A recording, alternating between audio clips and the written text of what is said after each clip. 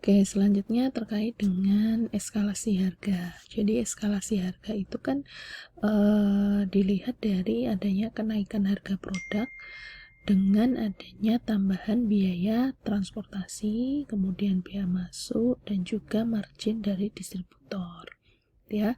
Yang kaitannya itu ya, eskalasi harga itu juga ada beberapa istilah yang menyangkut syarat perdagangan yang bisa berlaku secara universal atau disebut juga dengan yang namanya Incoterms gitu.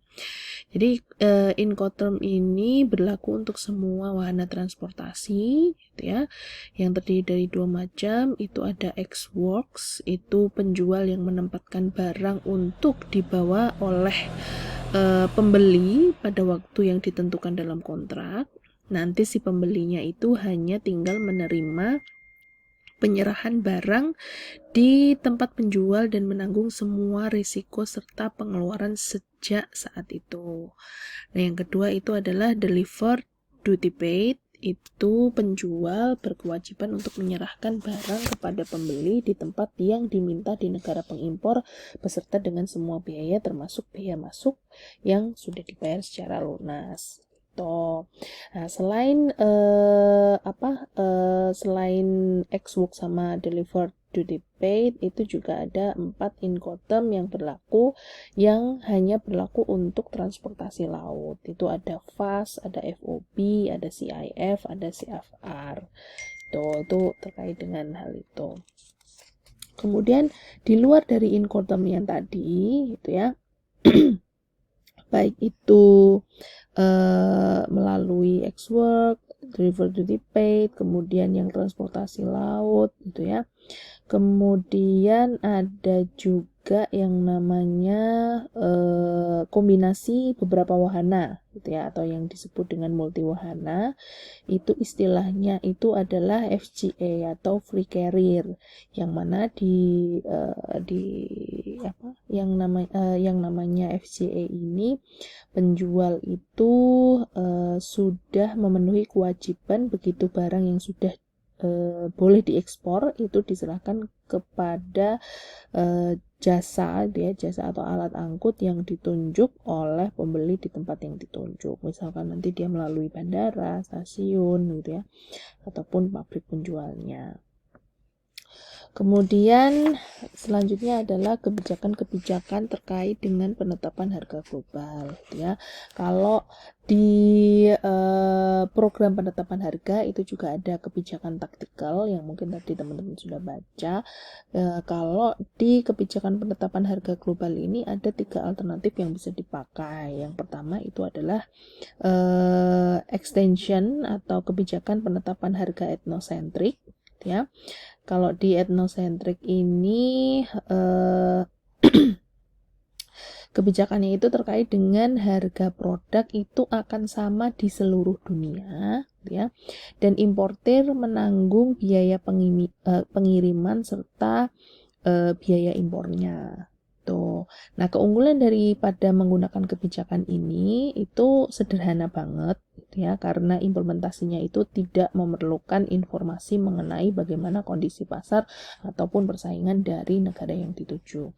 Tapi tetap ada kelemahannya yang menggunakan kebijakan ini, yaitu terletak pada saking sederhananya ya pendekatan ini kemudian mengabaikan situasi persaingan dan pasar di setiap pasar nasional yang nanti mengakibatkan laba perusahaan dari setiap pasar nasional ataupun secara global itu menjadi tidak maksimal. Kemudian kebijakan yang kedua itu adalah kebijakan adaptasi atau adaption atau polycentric namanya. Kalau di kebijakan ini perusahaan itu bisa memberikan wewenang ke manajer-manajer kantor cabang untuk menetapkan sendiri tingkat harga yang dirasa paling cocok untuk situasi yang akan mereka hadapi. Dengan menggunakan kebijakan ini itu tidak ada kendali atau syarat perusahaan bahwa harga itu harus dikoordinasikan antar negara. Kendala satu-satunya yang dirasakan dari menggunakan kebijakan polisentrik itu bagaimana caranya menentukan harga transfer dalam sistem korporasinya. Kemudian pendekatannya itu kemudian menjadi sensitif terhadap kondisi lokal, tapi bisa menciptakan peluang arbitrase produk di mana harga lokal, ya, disparitas harga lokalnya itu bisa melampaui biaya transportasi, ya, dan bea cukai antar negaranya. Jadi menjadi peluang buat manajer untuk bisa memanfaatkan harga dengan cara membeli produk di pasar yang harganya lebih murah dan kemudian bisa menjualnya di pasar yang harganya lebih mahal. Tuh. Kemudian masalah lain yang nanti akan dihadapi dengan kebijakan polisentrik ini atau harga adaptasi ini, itu pengetahuan dan pengalaman berharga dalam sistem korporasi itu menyangkut strategi penetapan harganya itu memastikan efektif efektif atau tidak, gitu ya, berlaku untuk setiap keputusan penetapan harga lokal. Jadi para manajer lokalnya, gitu ya, atau di mana di negara yang dia tuju, gitu ya, itu bebas menentukan harga yang menurut mereka itu paling cocok. Dan si manajer ini mungkin tidak mengetahui sepenuhnya mengenai pengalaman perusahaan ketika mereka membuat keputusan. Jadi yang lama-lama, maksudnya di balik itu, gitu ya, atau bagaimana cara perusahaan dulunya menetapkan harga itu kadang tidak dipikirkan karena dia kemudian disesuaikan dengan apa sih yang nampak di depan matanya dia untuk menentukan harga aja gitu. Kemudian selanjutnya adalah kebijakan harga invention atau geosentrik. Untuk penetapan harga ini, jadi perusahaan itu tidak menetapkan satu harga untuk diperlakukan di seluruh dunia. Dan juga dia tidak menyerahkan keputusan penetapan harga kepada cabang perusahaan, tapi mengambil posisi netral lah di dua-duanya. Tuh. Jadi asumsi yang nanti akan mendasari penerapan strategi ini adalah melihat faktor-faktor pasar lokal yang unik yang harus dipahami dalam membuat keputusan harga, yang mana faktor-faktornya itu adalah terkait dengan biaya lokal, kemudian tingkat penghasilan, persaingan, dan juga strategi pemasaran lokalnya itu seperti apa. Kemudian biaya lokal ditambah dengan pengembalian investasi modal dan juga SDM-nya, personaliannya, itu nanti menentukan batas bawah harga atau price floor-nya untuk jangka panjang. Tapi dalam jangka pendek, nanti perusahaan bisa memutuskan untuk menetapkan tujuan penetrasi pasar dan menetapkan harga di bawah nilai pengembalian cost plus penggunaan pasokan ekspornya untuk membangun pasar. Tuh. Kemudian selanjutnya adalah terkait dengan dumping. Gitu. Kalau dulu mungkin saya pernah menjelaskan di hukum bisnis atau bisnis internasional, ya, terkait dengan kebijakan dumping, gitu ya. Jadi kalau dumping ini memang merupakan praktik diskriminasi harga, di mana memang ini kebijakan ini memang tidak diperbolehkan untuk dilakukan di negara manapun. Ya, jadi dumping ini adalah praktik diskriminasi harga yang mana dia menjual produk impor dengan harga yang lebih murah daripada harga untuk produk yang sama di negara asal. Jadi di negara asalnya itu harganya mahal nih, bisa jadi, tapi ketika dieksporkan ya dia akan diterima tapi harus dijual dengan harga yang lebih murah gitu.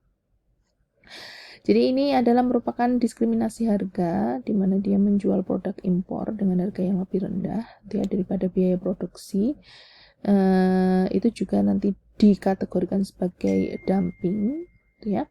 Jadi ada beberapa negara yang memiliki kebijakan dan prosedur masing-masing untuk melindungi perusahaan nasionalnya dari praktik dumping ini, gitu. Karena memang ini bentuk kebijakan yang memang sangat dihindari oleh semua negara. Makanya setiap negara itu akan memprevent tiap produk-produk yang memang akan diekspor dari adanya praktik dumping ini. Jadi ini dikhususkan untuk produk yang mau diekspor, ya. Jadi memastikan bahwa barang kita yang akan dijual di luar negeri itu ya dihargai dengan harga yang sepantasnya. Nah, kalau garis besarnya terkait dengan dumping, itu dumpingnya sendiri dibagi menjadi 3 macam. Ada dumping sporadis, kemudian dumping predatoris, dan juga dumping persisten. Kalau yang sporadis itu dilakukan temporer, kemudian tujuannya adalah mengatasi masalah kelebihan kapasitas. Tuh. Untuk yang predator itu dia menjual produk secara merugi dengan tujuan mendapatkan akses pasar dan menyingkirkan pesaing. Kemudian yang persisten itu dumping yang paling permanen, di mana perusahaan itu secara konsisten akan menjual produknya dengan harga lebih rendah di satu pasar dibandingkan dengan pasar yang lain. Kemudian pengaruh faktor lingkungan terhadap kebijakan penentuan harga. Ya, jadi ada beberapa faktor yang mungkin akan mempengaruhi gitu ya bagaimana menentukan kebijakan harga yang mau dilakukan sama perusahaan gitu ya. Jadi untuk membuat keputusan global, jadi pemasar itu harus mempertimbangkan faktor-faktor lingkungan yang unik gitu ya. Kaitannya dengan yang pertama itu adalah fluktuasi nilai mata uang gitu ya. Jadi ini memang fakta kehidupan dalam bisnis internasional. Jadi pemasar itu harus memutuskan bagaimana dia mau menyesuaikan harga yang sesuai dengan menguat dan melemahnya nilai mata uang. Tuh. Dan penyesuaian ini ada 2 pendekatan ekstrim yang bisa dilakukan sama pemasar. Yang pertama itu menetapkan harga produk di negara tujuan pemasarnya, atau menetapkan harga produk di dalam mata uang home country-nya. Itu yang pertama. Kemudian yang kedua itu adalah penetapan harga dalam situasi inflasi, ya. Jadi inflasi atau kecenderungan kenaikan harga secara persisten itu adalah fenomena dunia yang tidak bisa dihindari. Maka penyesuaian yang diperlukan adalah karena adanya kenaikan biaya yang harus ditutup dengan harga jual yang juga harus naik, ya. Syarat utama untuk menetapkan harga di lingkungan inflasi itu adalah perusahaan harus mempertahankan margin laba operasinya. Itu yang harus diperhatikan. Kemudian yang ketiga itu adalah kendali dan subsidi pemerintah.